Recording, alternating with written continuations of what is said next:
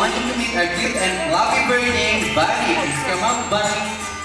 Hey, Bunny! So as you can see, Bunny is a very small bird, but he's a good leader, and he made a lot of friends at home.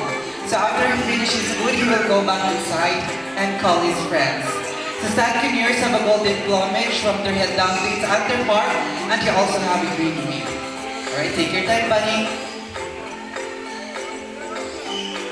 So same as the other birds, they will take varieties of seeds, fruits, and vegetables. Alright, thank you, Bunny. Thank you, Kuya. You can now take your seat. So, ma'am, you're next. Are you ready, ma'am? Again, just don't do any extra movements. Relax and don't touch our bird, okay? Now, ladies and gentlemen, I want you to meet our group of Sun Pioneers, Bunny's friends. Group. Oh, dami! So, as you can see, our birds are free to fly because we don't clip their wings. So, we let our birds engage in their natural habitats and exercise their natural behavior. Thank you, Bunny. Thank you, ma'am. You can now take your seat. And volunteer. Alright, so now let me introduce you to our couple birds named Ding and Dong.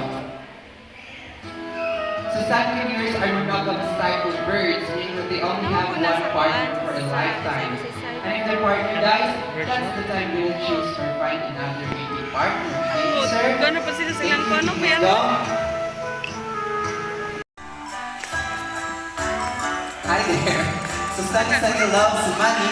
Normally in the wild, they love to pick up things to build their nest. Now let's see what Sunny will do. Come on, buddy. Guys, ako nung ganina, no? Guys, siya. So you fly to Mount Tessa and get her. Guys, siya drive. Thank you, Miss Debbie. Bye, Sunny, and goodbye. Ma'am, we're not in that. Alright. So, bye, Sunny, and bye, 500. So did you enjoy? Alright. So Sunny, please come out. Alright, so can you please return back your money, buddy? Please return back your 500, big bird. Give it back, say thank you, and bye-bye. Come on. Alright, so Miss Debbie. Come on. Alright, so thank you, Sunny. Thank you, Miss Debbie. Thank you, Ma'am. You can now take your seat. Hope that helps them to camouflage in the rainforest. Hi, Mr. Roar. Say hi to them. As you can see, their large bill looks heavy, but actually it is extremely light because it is made up of protein and keratin just like our hair and nails. Mr. Rowan, go to Mr. Bacon, buddy. Good bird. Where are you going?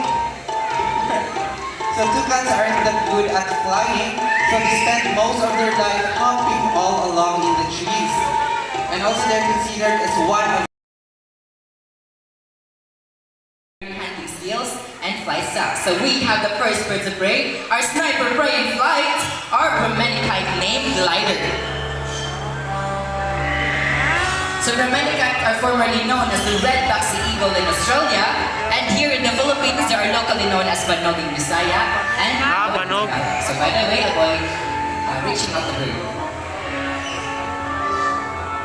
So they locate small mammals, reptiles, and birds. Buddy.